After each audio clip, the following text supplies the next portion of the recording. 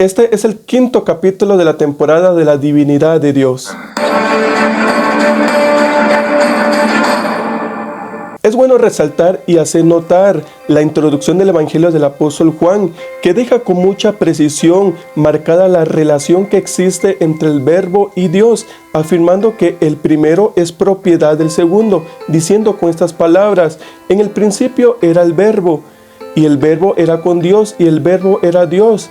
El Verbo es un atributo de Dios y no un ser diferente a Dios, porque Dios es indivisible. Todo lo que emana de Dios lo hace presente, pero no lo divide. Dios todo lo ha hecho con su palabra y todo fue de acuerdo a su voluntad. El Verbo de Dios y la voluntad de Dios no se separa porque es uno solo. La palabra es el poder de Dios y es el medio como opera Dios. La palabra hace presente a Dios. La palabra de Dios vino a sus siervos los profetas y ellos hablaron la palabra de Dios porque Dios estaba con ellos y ponía las palabras en sus bocas.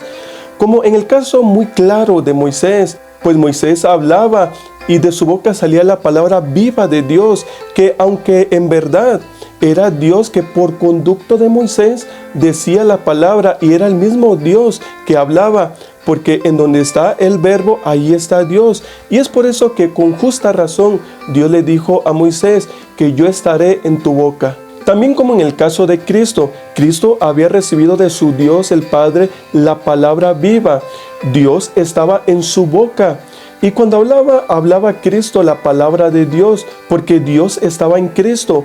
Cristo y Dios eran uno y son uno. Dios estaba en Cristo y Cristo estaba en Dios.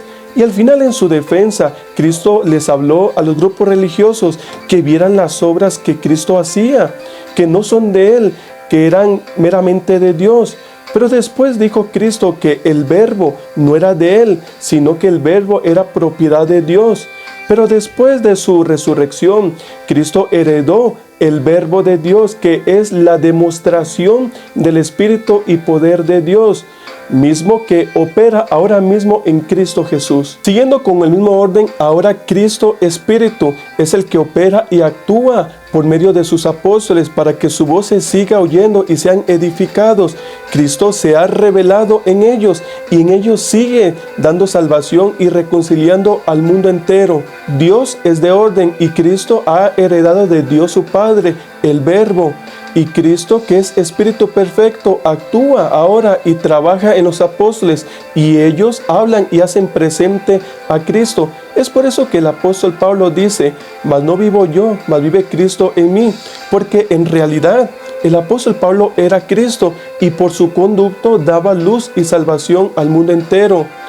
Con justa razón se alegraba mucho el apóstol Pablo, porque los hermanos de la primitiva iglesia lo habían recibido como al mismo Cristo. Es por eso que el Verbo que Dios le dio a Cristo, Cristo se lo dio a sus apóstoles y ellos la recibieron y hacía presente a Cristo. Es por eso que los apóstoles eran Cristo, pues por sus palabras hacían presente a Cristo y Cristo actuaba y operaba por conducto de sus apóstoles. Y siguiendo con el mismo orden, hoy en día nuestro padre Nazón Joaquín ha recibido de Cristo el Verbo, se le ha confiado y encomendado. Nuestro padre Nazón Joaquín es el receptor del Verbo, que es viva y eficaz, da salvación y luz a los que en tinieblas se encuentran y van. Nuestro padre Nazón Joaquín es el mismo Cristo, porque por su palabra hace presente a Cristo. Cristo vive en nuestro padre Nazón Joaquín y nuestro padre Nazón Joaquín vive en Cristo. Y en su unidad son uno solo. Asimismo, nuestro padre Nazón Joaquín es uno solo con Cristo y con Dios. Nuestro padre Nazón Joaquín es el administrador del Verbo de Dios. Es por eso que todos los enemigos que están peleando contra nuestro padre Nazón Joaquín, en realidad están peleando con el mismo Dios. Hasta el siguiente video. Dios los bendiga.